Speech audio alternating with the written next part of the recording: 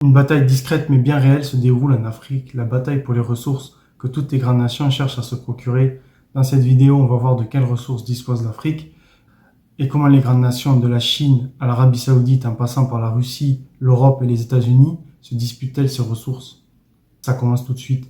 Déjà, quand on parle des ressources africaines, de quoi parle-t-on? Eh bien, je vous l'annonce, c'est un véritable Rothschild des ressources. L'Afrique, en effet, possède à elle seule plus de 40% des réserves aurifères mondiales.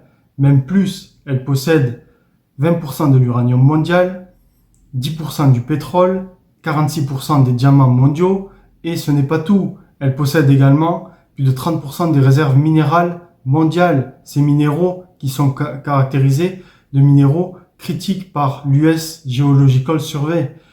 Ce sont des minéraux qui permettent de produire des éoliennes, des voitures électriques, mais également des matériaux pour la défense, des semi-conducteurs indispensables à l'IA. Si on comprend que ces minéraux sont en forte demande, et si on ajoute à cela que le potentiel du sous-sol africain est immense et qu'il est inexploité, en effet seulement 40% du sous-sol africain sera exploité, on comprend que la situation est explosive pour les grandes nations. On assiste à une véritable ruée vers ce continent. Ces ressources n'attirent pas seulement en dehors du continent africain. À l'intérieur même du continent africain, des milices s'organisent pour piller les ressources des pays adverses. Par exemple avec le Rwanda, qui finance la milice M23 pour piller des ressources en République démocratique du Congo, le cobalt, par exemple. Et cela a fait donner naissance également à de nombreux conflits, comme par exemple la guerre de la Sierra Leone, qui a été qualifiée comme Blood Diamond, donc une guerre pour les diamants. Mais cet appétit pour les ressources ne fait pas uniquement ravage entre milices africaines, mais également il fait ravage entre les grandes nations. Par exemple, des grandes nations comme la Chine se positionnent comme des néocolonialismes en termes de ressources. En effet, les Chinois sont devenus, après les années 2010, le premier partenaire économique des pays africains, et les ressources ne sont pas un hasard là-dedans. En effet, la Chine, dans les années 2000, était un partenaire mineur de l'Afrique, mais il est devenu, après 2010, le premier partenaire économique africain, car les Chinois ont développé un modèle simple. Je construis des infrastructures en échange d'un accès minier aux ressources de votre pays. Par exemple, la Chine a construit des hôpitaux, des routes en République démocratique du Congo et s'est vu un accès privilégié aux mines de cobalt du Congo qui représentent près de 2/3 de la production mondiale de cobalt mondiale.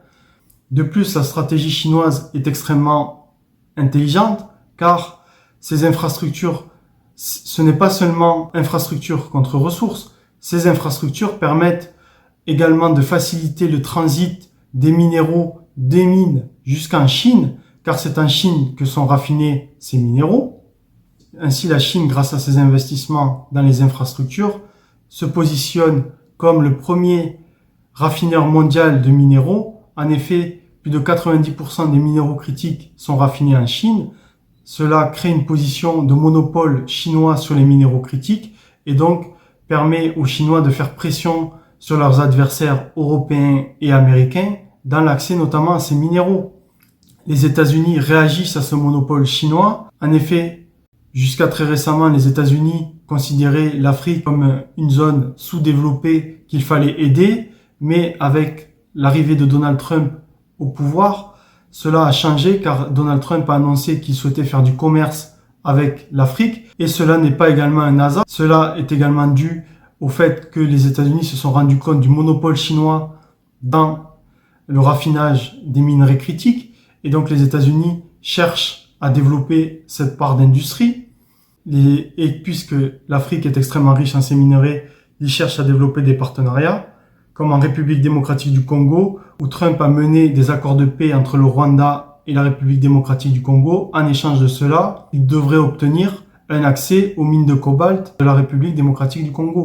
Les Russes également réagissent à ce monopole chinois. Ils essayent également de mettre la main sur l'Afrique, mais contrairement aux Chinois, ce n'est pas infrastructure contre ressources, c'est soutien militaire contre accès aux ressources. En effet, la Russie profite avec son groupe Wagner devenu Afrika Korps, après la mort de Prigojine, pour organiser en Afrique une véritable sécurisation des régimes et des juntes militaires en échange d'un accès à leurs ressources, comme par exemple au Mali, où après le retrait des troupes françaises de l'opération Barkhane, la junte au pouvoir fait appel à Wagner puis Afrika Korps pour protéger son régime. En échange de cela, Wagner a reçu un accès aux mines d'or du Mali.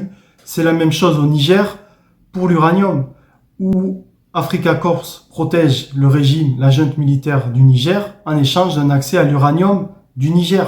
Cela démontre donc un affaiblissement européen et notamment de la présence de la France, car la France avait son carré d'or africain avec le Mali, le Niger, le Burkina Faso, mais a été repoussé dans un sentiment anti-européen et anti-français de ces pays africains. Cela démontre une perte de l'influence européenne et française sur ces qui étaient des pays fournisseurs, notamment avec le Niger, de grandes ressources naturelles comme l'uranium. Mais les pays européens cherchent tout de même à multiplier les partenariats comme avec l'Angola, mais cela reste limité par l'influence gigantesque des Chinois, car les Européens n'ont pas les mêmes moyens pour investir en Afrique comme les Chinois, car les Chinois investissent à coût de milliards de dollars pour les infrastructures en Afrique. On comprend également que l'Afrique est extrêmement importante, car des puissances émergentes comme l'Inde et l'Arabie Saoudite investissent également massivement en Afrique. Par exemple, l'Arabie Saoudite, avec son projet Vision 2030, cherche à diversifier son économie et cela passe par de l'investissement massif en Afrique, comme à Djibouti ou en Afrique du Nord, et également sur la création de nombreux ports et activités minières.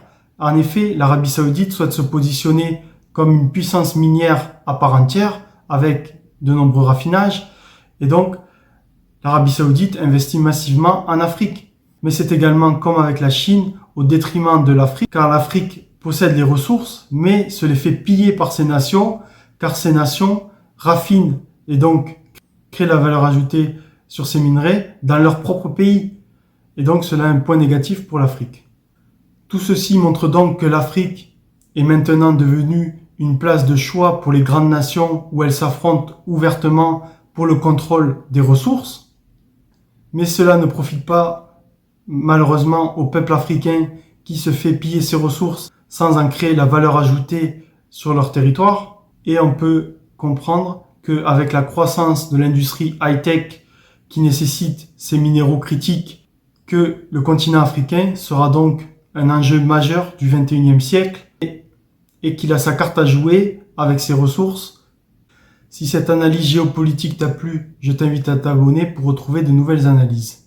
N'hésite pas à aimer la vidéo, ça soutient beaucoup la chaîne.